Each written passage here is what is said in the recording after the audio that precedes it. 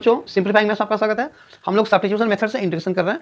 देखो ये क्वेश्चन है e2x + 1 / e2x - 1 dx। Division form है, डिवीजन का रूल होता नहीं है, मतलब हमें कुछ मैनिपुलेट करके यानी कि मल्टीप्लाई डिवाइड कुछ भी करके हमें इसको इंटीग्रेबल फॉर्म में लाना है। अगर क्वेश्चन न्यूमरेटर डिनोमिनेटर में होता है तो ज्यादातर केसेस में अगर हम डिनोमिनेटर को टी पुट करते हैं तो न्यूमरेटर के साथ dx हमेशा मल्टीप्लाई में आता है और वो dt बन जाता है, ठीक है ना। देखो यहाँ पे अगर तुम इसको टी पुट करोगे ना तो e2x का डेरिवेटिव होगा 2 × e2x, 1 का तो 0 हो गया।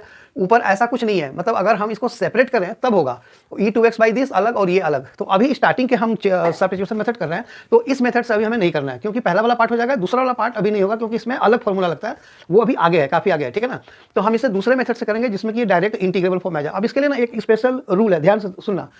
जब भी इस टाइप का क्वेश्चन मिले e2x या जो भी e का पावर जो भी हो +1 और -1 ये होना चाहिए, ठीक है ना। तुम्हें कुछ नहीं करना है, जो भी ये पावर है ना e2x उसके हाफ पावर से डिवाइड करना है, न्यूमरेटर डिनोमिनेटर दोनों को।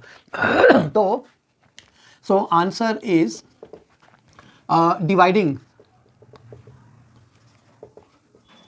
Numerator and denominator by e⁻x, ठीक है ना। मतलब पावर 2x है तो 2x का हाफ क्या होगा, x होगा, तो इसलिए हम ex से डिवाइड कर रहे हैं। अगर यहाँ पे होता e⁻3x तो हम यहाँ पे e⁻3x/2 से हम न्यूमरेटर एंड डिनोमिनेटर को डिवाइड करते हैं। तो बुक में क्या होता है कि बस यही क्वेश्चन होता है और वो कैसे भी करके वो बोल देते हैं, रीजन नहीं समझाते हैं ना स्कूल में कि ये क्यों होगा।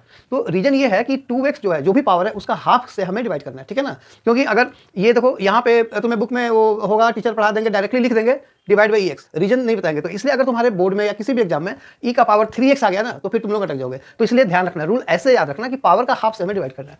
सो implies i is equal to, ये देखो e2x + 1 बाई e⁻x, फिर divide by e2x - 1 divide by ex और ये रहा dx, ठीक है।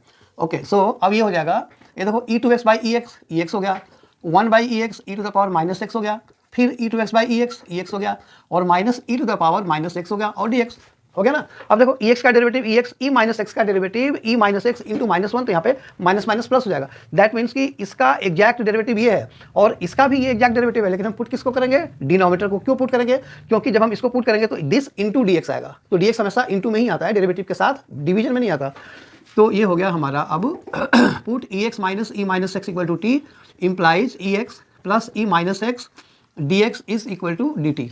देखो therefore i is equal to dt by t, यानी कि log of t + c। So i is equal to log of t, किसको पुट किया, e⁻x माइनस e⁻−x + c। तो ये इसका आंसर हो गया। आई होप वीडियो समझ में आया, अगर आया तो इसे लाइक करो, शेयर करो, सब्सक्राइब जरूर करना। Thank you.